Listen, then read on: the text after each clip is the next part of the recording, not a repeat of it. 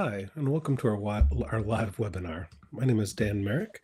I'm Ruby's Director of Plant-Based Culinary and Development. Today's webinar is going to be the Ask Me Anything or office hours, where you are able to type in any question you have that's food related, and we'll answer them on the right-hand side of this box here. A little bit of housekeeping. If you want to ask a question, just use the box on the right hand of this video and you'll see the Add Question Here box. You can type in your question and hit the black button that says Add. It will be moderated by our staff to make sure that it's appropriate, and then it'll show up on the queue on the right-hand side. If you see questions on the right-hand side that you really like, you can actually hit the heart icon to be able to boost them higher up into the list to make sure that we get to them. So feel free to add any questions you have as we go along, and we will get to them as they come in. So again, my name is Dan Marek, Director of Plant-Based Culinary. My expertise is primarily in whole food plant-based diets. I have an extensive background, about 16 years, working in this style of whole foods and no oil diets as well. But I also have expertise in a lot of allergens too. So I usually try to answer as best as I can in those kind of categories and then refer out to others if it kind of goes outside that realm a little bit. And we'll just get started right into this. Our first question here is from Adina. Hi, Dan. I was wondering if you have any good recommendations for knife bags or rolls. What are some things we can keep in mind when buying one for the first time? Thank you. So that's a great question. Knife bags are something that you definitely want to use as a professional chef. It's one of the things that when you first start working in a restaurant, you bring your tools with you the majority of the time. Some places will have knives there for you, but most chefs prefer to have their own gear because really it's an extension of your art form. So just like a musician would use their own instruments and keep them protected in a case, most chefs do the same thing, where they bring their own instruments and bring them in a case. This ensures that your knives are actually keeping really sharp, that everything is perfectly clean the way you want it to, and that you always have the right tool for the job. Knife bags, there are a couple different styles. There are kinds that roll up, there are kinds that zipper around the outside, and there are even backpack styles now too. Now, particularly what these are is they have little pockets in them so you can separate out the knives. You typically put the handle of the knife into the bag. And I typically will cover the blade with a plastic cover as well to make sure that just when you're reaching in to get something, you're not actually touching the blades at all, and you're not accidentally getting cut. Now, when picking out a knife bag, I don't really recommend a specific brand name. There are a lot of different brands out there, but more so, you want to look for the style and what kind of needs you have. If I was going to a regular, job every single day in a cafe or in a restaurant, I might bring a smaller knife roll that might fit like maybe 12 instruments or something like that. Something small and portable. I usually want it to be in, like a cloth material, something that's easily washable too, because sometimes spills happen in the kitchen and stuff. You do want to keep them kind of tucked out of the way to make sure they can keep them as clean as possible. Um, but if I'm doing like a, a larger catering event or I'm doing something for multiple days, I might bring a much larger knife bag with me. My larger knife bag typically, I think, holds, wow, I think it's something like 25 to 30 different instruments or something like that. And it also has plenty of pockets for other things that I might need. So, like if it's, I don't know, I'll put like sushi rollers in those, peelers, can openers, things like that. I'll even have, little sponges that kind of, they compress down, and then once you get them wet, they become larger. And those are usually kind of one-time use or one event uses, but still, they're great things to be able to have. Now I'll bring a variety of different knives, typically a couple good chef knives, a good paring knife as well too. But depending on what the event, I might even bring a cleaver. Now being a whole food plant-based chef, you might say, why does he have a cleaver? And I actually buy, I have pretty inexpensive cleaver that I use for opening coconuts, so that's kind of a big customized thing, but I just don't spend a lot of money on it because you typically will get dings in it from opening coconuts with it as well too. Um, so as far as brand goes, I don't have a particular brand, but you definitely want to think about the size and how much you need to bring with you. You definitely don't want to bring too much with you because if it's something you're using daily, it can get really heavy, and just carrying that in and out of work can be kind of a pain. Right? So the smaller knife bag might work a little bit better. Some people say that a waxed fabric actually might be better because if you have any spills, it'll kind of, not, it'll repel the water or whatever it is that you spill on it, which is fine. I typically just go with the standard cloth bags. Now, my cheapest, roll I think is probably like $25, where my more expensive bag might be like 120 or something like that. But you can also get the smaller ones and have two of those if you need to as well. But I would probably start out with just a typical knife bag and a roller or a roll to be able to go into. It shouldn't cost you more than $30 basically, but it's a well invested tool to keep your tools safe and to be able to keep them sharp. I hope that helps. Our next question is from Margot. Could you shed some light on the role of pickles in modern plant based cuisine, including how to position them when plating? Many thanks beforehand. Yeah, sure, Margot. This pickles are, there's a wide variety of types of pickles. A lot of people, when they hear the word pickle, they think of a cucumber pickle, like a dill pickle, or bread and butter pickles, or dill pickles, or gherkins. There's all kinds of different cucumber pickles, which is fine. But in our plant based world, we know that there's actually a much larger variety of these. In fact, in our plant based professional class, we show a huge variety of different things to do, including red wine pickled onions.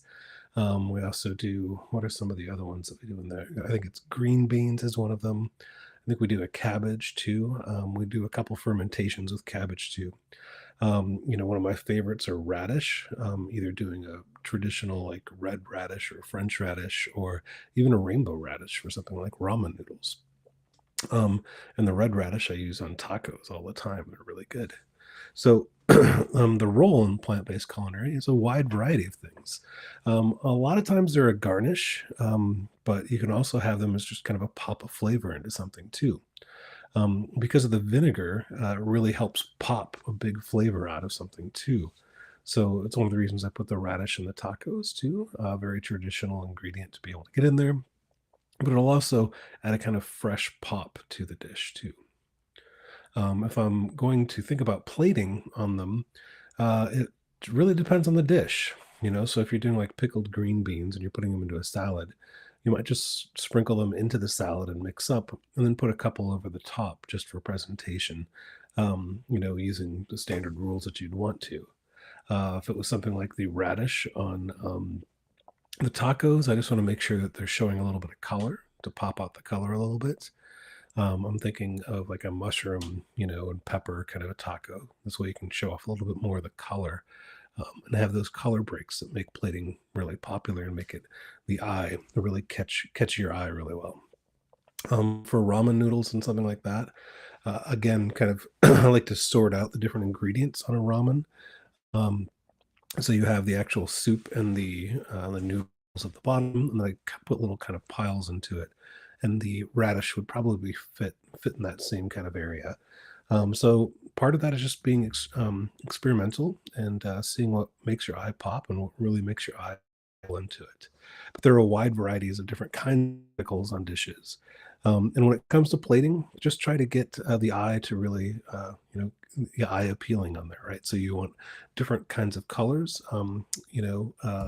next to each other. So I try to keep similar colors separate. So I wouldn't be putting like a red radish next to a red pepper. Might put something in between that, like the brown of the mushroom on the taco in particular. Um, but just kind of make those color breaks as they work. But yeah, pickles, wonderful thing in plant-based cuisine. All right, the next one is from Carrie. And could you please explain how to adjust cooking temperature and time for higher elevation? I went from 1,700 elevation in California to 6,500 in Colorado. I make Cornish pasties. I'm dealing with a short crust pastry. Should I add more or less water to the dough? So this is a complicated one, Carrie. Actually, my in-laws, this is one of their specialties. They love Cornish pasties. They make them all the time.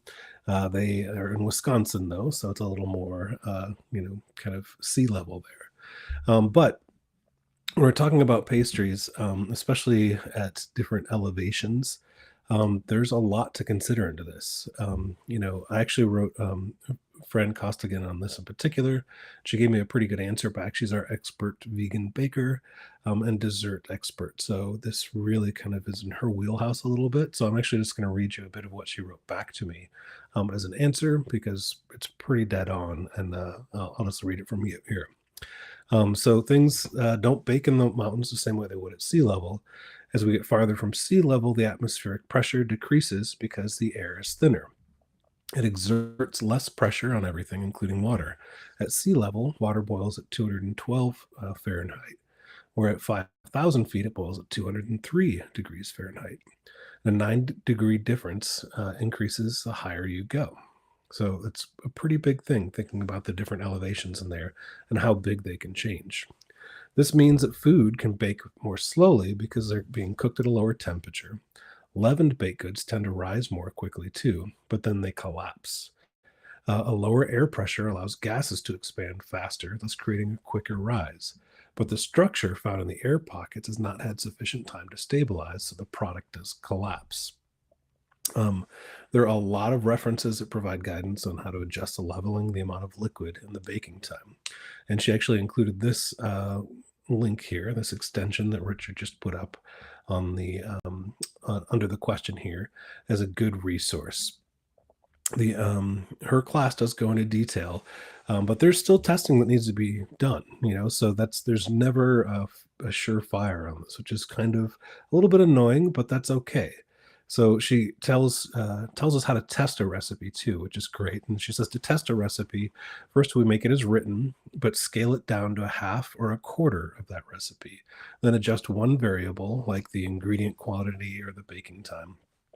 And in order to keep track of which change caused which effect.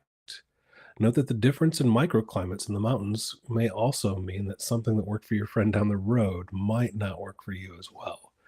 So every day, you can bring different conditions, and sometimes they change from morning to afternoon and afternoon to evening. Some of her general guidelines are increase flour by 2 tablespoons to stabilize the structure and decrease the chance of collapse. Decrease the sugar by 1 tablespoon per cup to help prevent collapse. Increase liquid by 2 to 3 tablespoons to compensate for increased evaporation. So that's basically what she wrote on that, and I think that's pretty spot on. Now, in particular, just knowing a good amount about Cornish pastries or Cornish pastries as well, and from what Fran said, the water will evaporate quicker, at higher elevations. So one of the things I know to do is you might want to test cooking your ingredients on the inside before you're putting them into the pockets or the dough, if you will. I know that some people actually will keep everything kind of raw inside the pasty before they put it into it, before they actually, crimp the sides and everything like that. So it's definitely, I would probably recommend cooking everything before putting it in to it as well. And just a little bit more water, as Fran said, is probably a good idea because the crust can tend to dry out a little bit. There are a slew of different resources out there, including the one we just linked here. Um, and there's also a lot more on the essential vegan desserts from Fran as well. Her being our expert on this, she's just fantastic at that. So if you haven't taken that class, it's a wonderful one to do through Ruby. Just the experience that you get through that class is quite fantastic. So Carrie, I hope that helps. When I see Fran brought this into a lot more info on high altitude baking and essential vegan desserts too. Yep, that is correct. So between that link and that class, it should be pretty set. But the basis is to experiment a little bit, depending on where your house is. Again, as you said, it could be different at your neighbor's house because of the microclimates that happen in mountains like that. So happy cooking, Carrie. All right, our next question is from Mina. Chef, I need recommendations on what name brand chef knives to buy. Even if you can give me some name brands that are of great quality, that would really help my confusion. I like the feel of a standard chef knife, and I've never tried the Japanese ones. Okay. So I don't usually give a brand name of a chef knife, but because you asked specifically about a brand name, I guess I will. Um, I always tell people the best way to pick out a chef knife is to go to a store that has them in stock and feel them in your hand, rock them across the cutting board to be able to see how it feels in your hand. Because it's really the most important thing about buying a chef knife is seeing how it feels in your hand. And the amount of work you're going to be doing with that, you want to be able to have it comfortably sit in your hand. Now, specific brand names. Um, I own all kinds of different knives and all kinds of different brands. But there are two that I specifically use pretty regularly. In fact, I have a knife block in my home kitchen that is mostly Wusthof brand knives. And those are a wide variety of their different knives. I love the classic. It's a very simple kind of a knife. It's a German made knife. The tang goes through the whole knife as well. And I have a couple different chef knives that I keep in that block, and a vegetable knife, which is a chef knife with little holes slotted into it, so vegetables will fall off of it too. Now, beyond Wusthof, I also my favorite Japanese go-to is typically a shun knife. Now, I actually love some of their older stuff. I haven't tried a lot of their new stuff as well too, but they have a good variety of different knives in the Japanese style, and those again are really good to be able to explore. They're going to feel very different in your hand than a Wusthof would as well. And Wusthof makes a couple different styles. They make an icon, they make a the classic as well, and the classic I think just fits me better. But the icon has kind of a curved handle, and it's um, a little more curved to the hand too. Now, those aren't the only two as well. A very common chef knife for people to start off with would be a global knife. And global is a very common knife. I'm not a big fan of them because the handle is actually made out of metal and it just doesn't feel quite right on me as well. But they're unbelievably popular and they're actually really affordable too. So that's the reason a lot of people end up getting global knives too. Now, there are a wide variety of different knife makers out there, but I think that those, if you're looking for uh, a like my recommendation in particular, those would probably be some of the best ones. Now, that being said, every other instructor that you talk to at Ruby would probably give you a different brand name because it really is up to every single hand, is very different. And part of those is we just have everybody has kind of a story behind a knife or how they got into that knife. Mine in particular is because that's what I grew up with was the Wusthof knives. My mom being a caterer herself, she had all Wusthof knives, so that's actually what I grew up with and felt more comfortable with. Now, depending on what kind of knives you grew up using, that's probably going to be the one that you actually will probably go towards more than anything else, just because you like the feel in your hand and you're familiar with it. Now, Wusthof can be expensive. They're at least $100 for a good chef knife. The Shun are probably in that same category. The globals are typically start about 34 to $40. So just if you're thinking price wise, that's something to be able to consider. And those are just kind of like the standards. They also have higher end knives that are out there, and there's a wide variety of those, and they're so individual per knife. So I'm not going to go too far into that, but widely available ones, those are probably the ones brand wise that I would recommend. All right. So, Gail, what do you make of the topic of grains being unhealthy because of inflammation, especially gluten, even for people that don't have celiac? So, to start with this, is I'm not a doctor, I'm a chef, so I can't really talk about, inflammation in particular because that's really different for each person.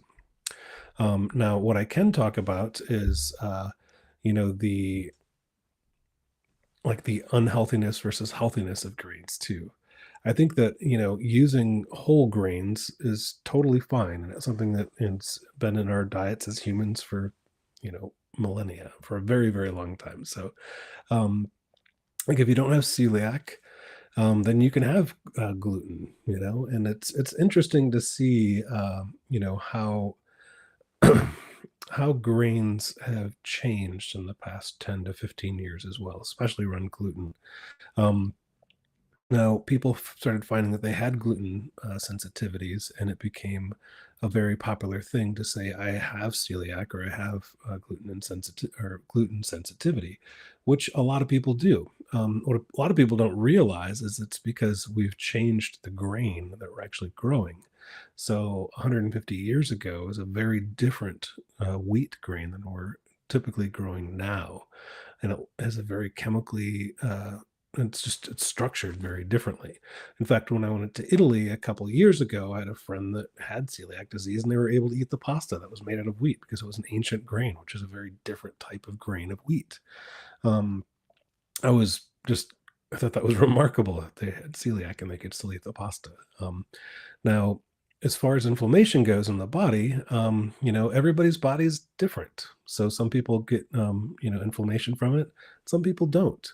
So as long as you're eating the whole grain version of it, I think that's totally fine because you want to be able to keep the fiber with the grains as well too, and not just have them processed all the way into sugars too. So, as far as eating them, I think it's totally a healthy thing to be able to have.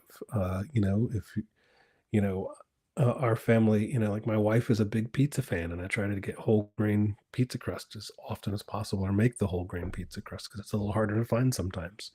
Um, but those little steps really do help. So, but as far as inflammation, that's really on a person by person basis, and I don't want to go too far down that, except for just try to stick with the whole grain versions of it.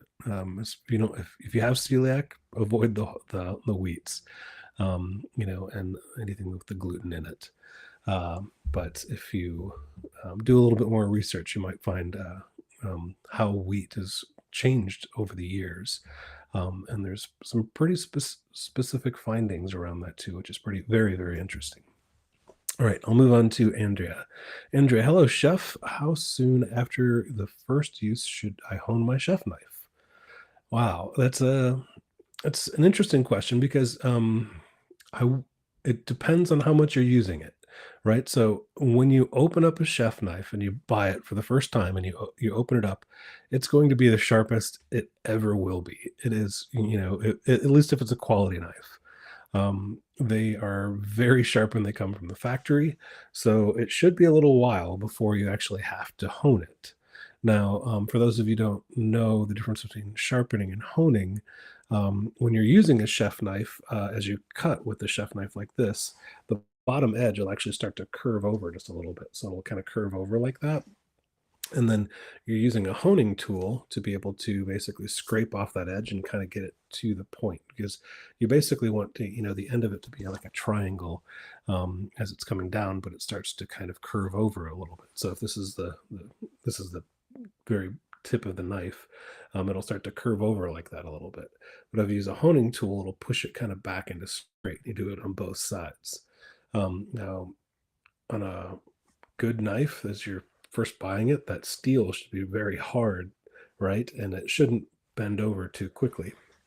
Now, even if you're a professional, after days of cooking, you might not need to do it.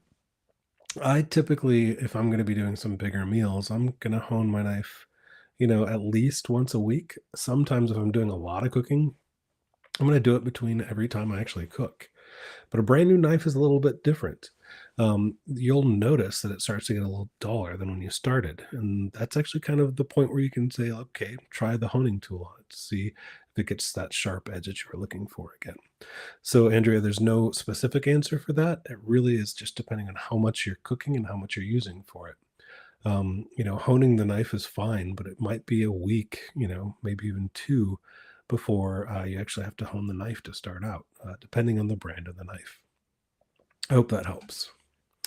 Sandra, plant-based eating is new for me, so I'm not sure what to ask. Looking for all answers to everything.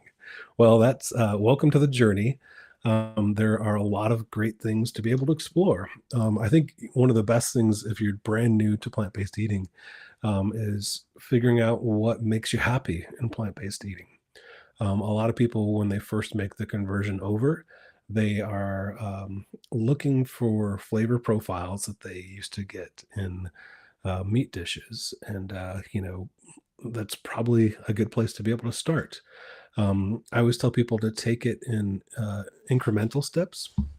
Don't, you can swan dive into it. That's totally fine. But I find that more people that swan dive into a whole food plant based diet tend to have less successful rates because it's a lot to take on at first.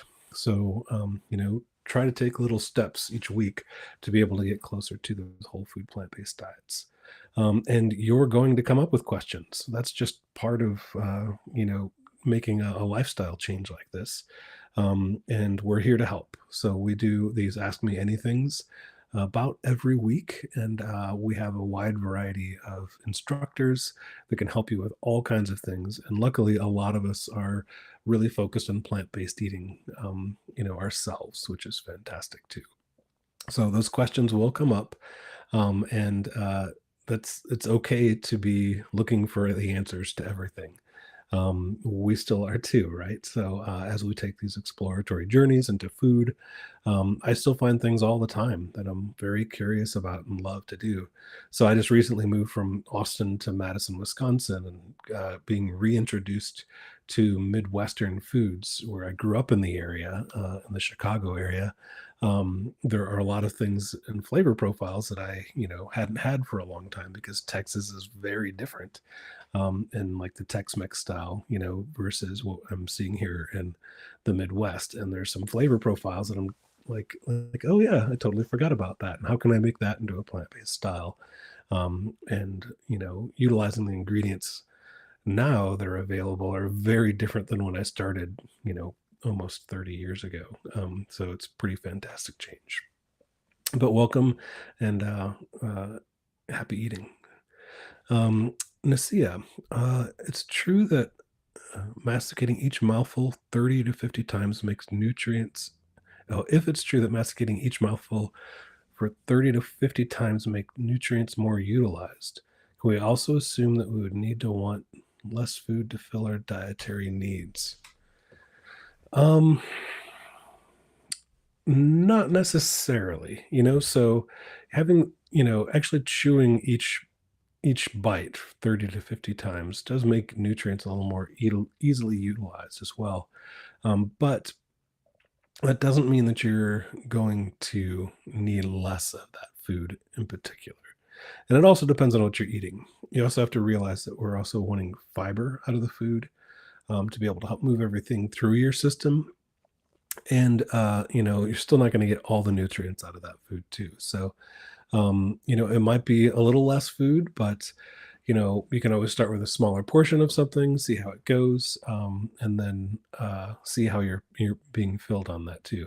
But as far as your dietary needs, it probably is going to be pretty similar. Maybe it'd be pretty less noticeable to be able to see with that. So I hope that helps. That's kind of a person to person on that, but yeah, hope that helps. Dorothy. Hi, Dan. What is the difference between microwaving, boiling, or steaming vegetables? Which method is best to use? All right. So this is a tricky one because there's no perfect answer. The best thing to do is whatever makes you eat more vegetables, right? So the more vegetables you eat, the better. So whatever method you're going to use, that's totally fine on this. I have not owned a microwave for 20 years. And that is partly because I found it to take up a lot of room in my kitchen to kind of reheat things, is kind of the best way that I've, kind of put that. And there were studies a long time ago saying that it was unhealthy to cook in those. And I think those studies have been debuffed by now. But I just haven't had one because it just took up a lot of space. Now that being said, all my family members all have microwaves in their houses, and they do things like microwave cauliflower in a bag, in a plastic bag, and it comes out okay. But if you're to boil that same cauliflower, it's you can. I guess you just have a little more control on it. but my go-to would probably be steaming vegetables. I actually like steaming vegetables more, than boiling or microwaving because you have more control on it too. So you're putting a pot of water down and you're putting your steamer baskets on top of it. You can, go through and make sure you get the right texture you're looking for. So if we're talking about cauliflower, just randomly here, I can open up the basket and put a fork into it really easy to see how much texture is still left into it, how soft that is too. And I can, also steam different ingredients at different times. I can change whatever liquid I'm boiling underneath the steamer basket to be able to add a different flavor to the dish too. And it could be really light, could even be like a green tea steamed vegetable or something like that, where it's just barely noticeable, but still there's something a little bit different about that. Now, boiling, vegetables, I typically find that that takes a lot of the flavor out of them, and you end up losing a lot of the nutrients into the water that you're cooking into. Now, that's not for everything. Some things it's perfect to be able to boil them. I'm trying to think of something, more recently that I'm boiling vegetables like corn on the cob is actually a great one. So sometimes you want to boil corn on the cob to be able to get it real quick heat on it. I prefer grilling corn on the cob more than anything, but if I have to do it kind of quickly inside, I've seen that method used. I've also seen one in a microwave where you keep the corn husk on it, microwave it, and then I think it's for 2 minutes, and then the husk and everything comes off, and it's perfectly cooked, which I was amazed by. Um, so really, the true answer is whatever gets you to eat more of those vegetables. The way I like to be able to get more bang for my buck is through steaming. So I will typically, use a steaming method on most vegetables if I want to be using either microwaving, boiling, or steaming. Um, I hope that works for you, Dorothy. Dave, I noticed that you're talking live from Madison, Wisconsin. Just visiting your opening a vegan restaurant. Oof, no vegan restaurant for me right now. Cooking somewhere, and if so, I'll certainly be there. Nice. Fantastic. Thanks, Dave. So, yeah, my family, we just relocated to Madison, Wisconsin, and, moved out of Austin, Texas. I'd been in Austin for 18 years, and really most of my wife and my families are in the Midwest. So we are exploring options in the Midwest. We haven't moved here permanently, but once our house sells, we'll be looking for a place here in Madison. If I'm not opening a restaurant anytime soon, I've done that for so many years. I'm glad not to be doing the restaurant thing at the moment. But there will be Vegan Fest this weekend at in Madison. I'll definitely be at that, but just as a guest, being able to go check out the scene here in Madison. It's fun to see that there's so many whole food plant-based options in Madison, Wisconsin too. A very different town than Austin. Kind of feels like Austin did 15 years ago, which is great. But yeah, so really excited to explore some new options in Madison, Wisconsin, and get some other great whole food plant-based things up and going. So, Dave, if you got questions, you can always email me at dan@ruby.com. So thanks for the welcome. Sandra, what supplements would you suggest be taken when eating plant-based? So that's a great question, Sandra. I don't think you were the one who asked earlier. You had so many questions. That's a good one to start with. Now, supplements are a very different thing when you're eating whole food plant-based because you'll find that you're able to get most of the nutrients out of your food instead of the supplements, which is a fantastic thing. It also saves a lot on those supplements because they're not very cheap. Now, there are some supplements that you'll need to look for that we don't get out of our food as much. I'm going to let you Google that one because they're a little specific, and depending on how strict you are, it depends on what you'll need. But the majority of your vitamins you're going to get out of your food from now on, which is fantastic. Again, there are a couple that you'll need to pinpoint to be able to, get either from a pill form or start eating certain foods. Like seaweed is one of those that I put seaweed in my diet uh, more regularly than some because I like the nutrients that I'm getting out of that. And my kids are the same way. They eat those little, seaweed nori sheets all the time, and they love to sprinkle it on their, noodles and stuff like that too. Um, but yeah, so supplement wise, they're it's kind of specific.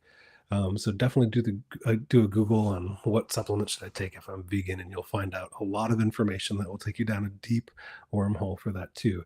But because I'm not a doctor, I can't tell you specifically which ones to take. So I hope that helps a little bit on that. And all right, thanks, Sandra. All right, Tara. Hi, Chef Dan. I was also wondering if I'll receive an actual copy of my graduation completion certificate, or is the digital version the only version? I graduated from the professional plants program. So the graduation certificate is digital, so you'll have it on there, but it is printable as well. So you can actually go into your dashboard, and I think it's under on the dashboard. There's a couple icons on the top, and you'll be able to find the certificate on there and then download and print it. And you can download it to a file if you want to, and then take it to a professional printer if you want to do something where you frame it like that. But yeah, that's the way that we offer the certificates as well. And then you should have gotten an offer for a Credly badge as well too. So you can take that badge and put it on like your LinkedIn, or you can put it on a website, stuff like that as well. And it acts just like like a certificate, a digital certificate to be able to put on digital platforms too. So yeah, that is the way that we do it, is the digital versions for the full certificate too. All right, so Nasia, little is mentioned about the use of organic produce in online vegan food preparation formats, or my collection of FOK magazines. I'm curious about why it's not considered a priority, especially for raw foods. That's a great question. And, you know, I think that the reason it's not mentioned as much is because approachability, because I worked for Whole Foods Market for, wow, 15, 16 years, something like that. And when I first started at Whole Foods, organic wasn't really a household name as much, that was one of the great things that they did, was brought it to forefront. So people started knowing what organic foods were. And when they started doing really well at it, other grocery stores started doing organic foods as well. It really started with the, apples in the late 70s and the different things that farmers were putting on the crops. And that's one of the reasons that they started wanting people to be able to eat organic. So they weren't getting all the pesticides that were really bad on those apples. Now, it is something, that people do focus on a lot, but the biggest problem, I guess, with organic is that it's usually 20 to 30% more per pound or whatever, per item, than it is a conventional item. Now, that's not saying you shouldn't do it. I'm just saying kind of pick when and where you wanna do it. If you can afford to go 100% organic all the time, do it. That's fantastic. It's kinda hard finding 100% organic all the time, but if you can, that's great. Now, again, I worked at a Whole Foods Market, and I got a huge discount, for working there, and I still didn't buy 100% organic because of affordability. Now what I did was I kind of picked my battles, and when I did wanna eat organic. For something like a banana, like I'm peeling off the outside of that banana, so if that banana was sprayed by a pesticide, I'm peeling off the majority of the pesticides from the outside of that. Now, of course, some are gonna go down into the ground and up into the tree that way, but the surface, pesticides are mostly getting peeled off. Something like a red pepper, if it was sprayed with that pesticide, I can wash that off pretty easily because of the smooth surface on the outside. So I may or may not buy the organic pepper depending on, if it's in season or where it's coming from. Now, areas that I do buy organic 100% of the time are when you have the little tiny crevices and things. So like broccoli, cauliflower, berries.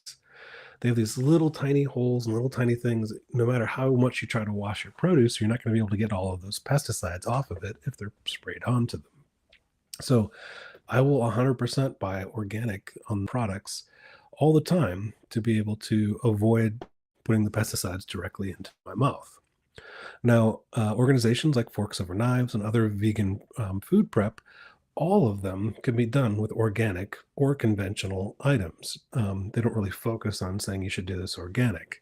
Now, the reason that restaurants don't actually do, like, say, we're 100% organic is because anytime one item touches another item, so say this is an organic orange and this is a conventional orange, if they touched each other, this is no longer considered organic because the pesticide could have rubbed off on the organic ingredient. Um, Now, if you do that at a conventional restaurant, there are things that mix all the time, so it's too hard to call an entire dish organic. So sometimes you'll see on a menu where they'll say, organic leaf lettuce, and then they'll just have like red onions and then something else, but it says it's listing organic ingredients, but that's before they've prepared it all. So a lot of times it's kind of a murky waters there. There are, 100% organic restaurants that, focus on only using organic, but they're a little harder to find. Um, but yeah, so that's an interesting question because everybody does want to have organic as much as possible, including forks over knives and probably all the different formats that you've seen. And they might be using all organic ingredients. They just don't bring it to the forefront. And they do that for a myriad of different reasons. But part of it might be approachability or affordability because organic ingredients aren't available to everybody all around the world. And they're also not available, even the United States in some places as well. So organic is great, and we definitely want to have it as much as possible, but you sometimes have to pick where and when you can actually do that. I hope that helps, and see you. All right, Andrea, what is the best cooking method to maintain the color of green vegetables? Raw. No, yeah. So, it really, there's a couple things to this. So, there's a great lesson that we offer on, doing like broccoli or greens like that in a pan. If you're cooking them in a pan, not to be able to put a lid on them or put acid in too quickly because it'll lose the green color on those as well too. One of the biggest things that I think, though, is people often overcook any kind of green vegetables to the point where they turn gray, right? So, collard greens are a great example of this. I love collard greens and I do them all the time. I do them, I lived in Texas long enough. I do them in a southern style. I don't use fat back, I use mushrooms instead. I use mushrooms, onions, paprika, I even used some dried mushrooms ground up to be able to add a little more of that umami flavor that the fatback gets. And then I'll use either a smoked salt or a liquid smoke, depending on the salt intake that I'm doing for those. But what I'll do is I'll cook my mushrooms and onions first and put those into the pan. And then I'll chop up my collards and put them into the pan and then toss them and then pull them immediately. And that way, the greens, I always tell people that when you're cooking that, make sure that the greens are brighter than before you put them in.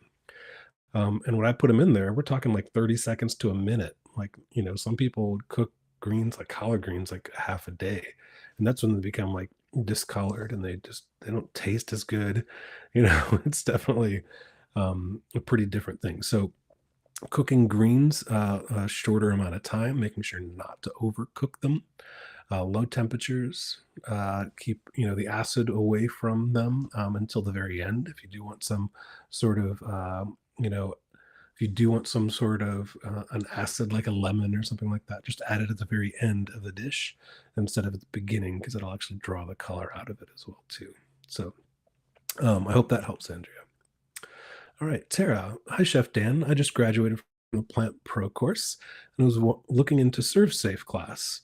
Can you give me some information on this topic, whether it's something I might need in the future if I plan to do cooking demos at a community center?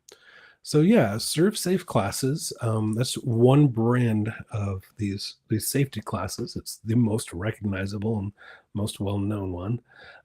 Is a class that basically makes sure that you're certified to serve food and do it in a very safe way. So they offer classes to be able to make that happen. Now, in most states, it is required in the US to do it. In other countries, it is as well too. But if you're doing work in the public, it's a good idea just to have it. You typically have to renew them, on a yearly basis or so like that. But you, it's something to have as your kind of a card, your Serve Safe card, if you want to. So it's a good thing to be able to have. So if you are doing cooking demos, I would highly recommend getting one. And it's just another kind of form of insurance to say that, like, okay, you're meeting all the rules as well. So like they're yeah, but the classes are pretty simple, they're straightforward, they're not as good as the Ruby classes, in the format wise, and they're kind of wonky-ish a little sometimes, but just bear through it. They're pretty darn short. I can't remember how much the price is on them, but some organizations, like if you're working for a restaurant or grocery stores or hotels, they typically would, pay for you to have this made as well too. But if you're just doing cooking demo on your own and you're out there, yeah, it's not a huge expense to go out there just to make sure that you have it. Hope that helps, Tara.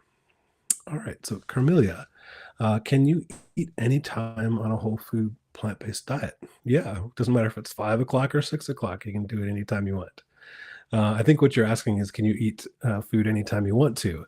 And yeah, to a point, So, like if you're doing a whole food plant-based diet and you have, I don't know, pizza on it, your crust could be, all whole grain, and everything else on top of it you put on top of it could be all, and I probably wouldn't recommend eating pizza all the time, and anytime you want it. But as far as like raw vegetables and stuff like that, and raw fruits and stuff like that, yeah, you can pretty much go anytime you want to. If you're hungry, take the bite of the apple, eat the apple. That's fine. Um, when it's coming to more complicated dishes, that's when you don't want to be eating constantly all the time, and just listen to your body. I think that's probably one of the best things to think about, when you're switching to a whole food plant-based diet, is listen to your body and see how it reacts to things. I hope that helps, Carmina. All right, Roberto. Chef Dan, what dish has been the most challenging for you in plant-based cooking? Wow, that's a great question, Roberto.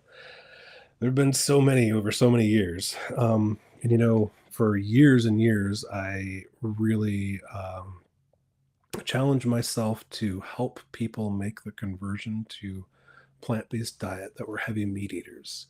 So there have been a lot of things in that category to be able to mimic the flavor profiles of meat with using a whole food plant-based diet. Now, it's a lot easier if you're doing things like pea proteins and stuff like that, or like on the, in things like the Impossible burgers and stuff like that, and the Beyond burgers. Those are very, very processed foods. But to do that in an unprocessed way is pretty tough to be able to get the same flavor profiles and textures. So some of the harder ones that I've done over the years are doing French culinary, right? So like Julia Child stuff and Jacques Pepin stuff, trying to do like, I remember for a Valentine's Day, this has been like 10, 12 years ago, I did a Julia Child's beef bourguignon, but I did a couple versions. I did a seitan bourguignon and I did a portobello mushroom bourguignon. Both of them turned out really good, but the texture profiles were very different in each one. Where a beef bourguignon, and I mean, I had beef bourguignon when I was a very small, I was not vegetarian my whole life. Uh, so when I was much younger, before my 20s, even had it, and it was, I remember the texture on it. And the seitan actually came out much better. Now, is seitan a whole food plant based? Technically, that's a little hard, so that's why I did the portobello instead. Now, depending on the cuts of the portobello, you can actually get the kind of similar flavor, texture profile, but you can still nail the flavor profile on those. One of the harder ones that I've done more recently, when we updated the plant-based pro class, was omelets, right? Doing egg style dishes like omelets using like chickpea flours and things like that. I've gone through all kinds of different recipes and iterations to be able to make an omelet, in the style of Jacques Pepin, who, if cooking Jacques Pepin is the standard on omelets. He's how you make them. And to do that in a vegan, plant-based way is a pretty different way to be able to make that happen. So that's probably where I would say is eggs are probably the hardest one to be able to make into the flavor and the same, kind of texture. And there are products out there like Just Egg and stuff, but they still quite don't do it the way, they don't quite have the flavor profile. They definitely have the look and the texture down, but the flavor is definitely not quite the same. So that's a great question, Roberto. I could talk about that one for a while, but probably eggs or omelets are probably going to be the hardest one for me, that I would say. Sandra, here we are again. How do you wash your vegetables? So it depends on the vegetable, but and we have a lot of video answers for this one. But what I'll typically do is I will basically get water in the sink, and I'll fill up my sink on part of it, and I will lightly rub the outside of the vegetables with my hands to be able to get them off. If it is something that's you know kind of depends on the vegetable too, right?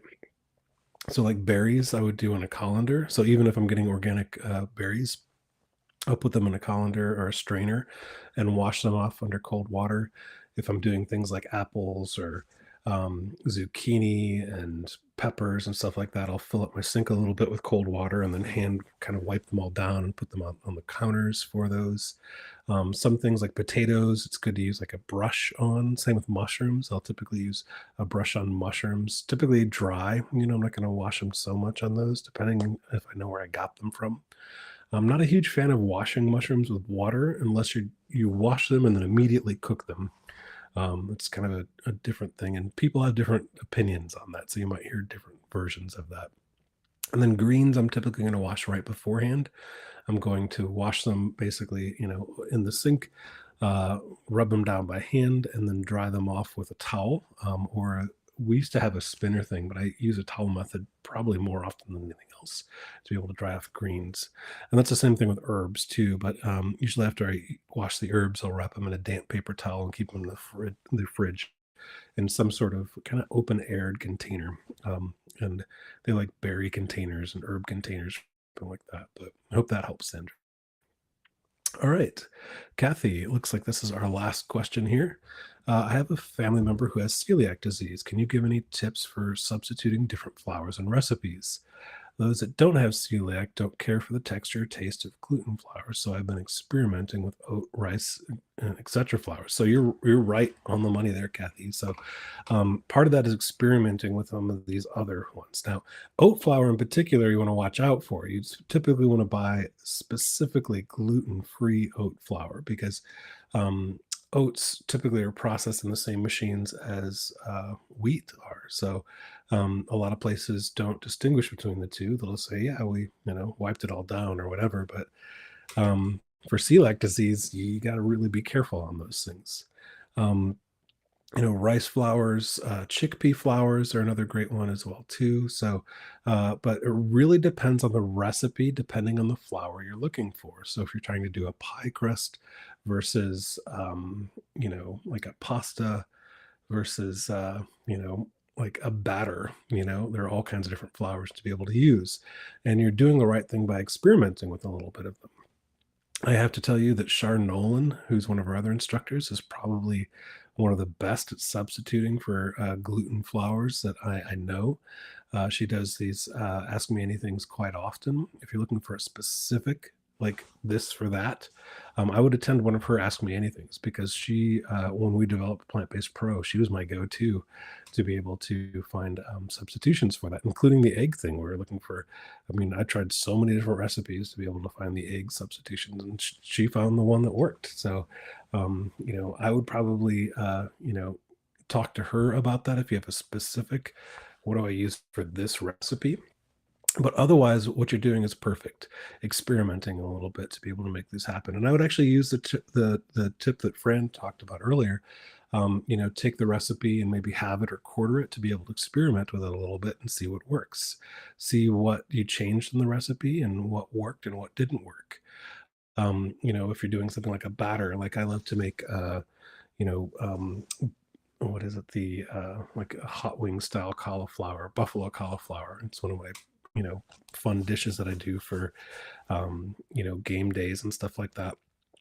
But I'll actually make a batter out of the cauliflower or out of the chickpea flour, and that works great as a batter. Where I'll just make a slurry with some other like garlic powder and onion powder and stuff into it. I'll make it into a slurry and then toss the cauliflower in that, and then bake it off just like that. And then I bring it out and put the hot sauce over it and bake it again. But that works great as a batter for that. If you were to deep fry it, it probably would bubble up a little bit more too.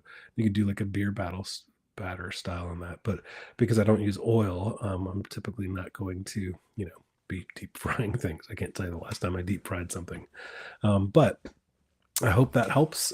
Experimentation is everything when it comes to cooking in this way and seeing what works.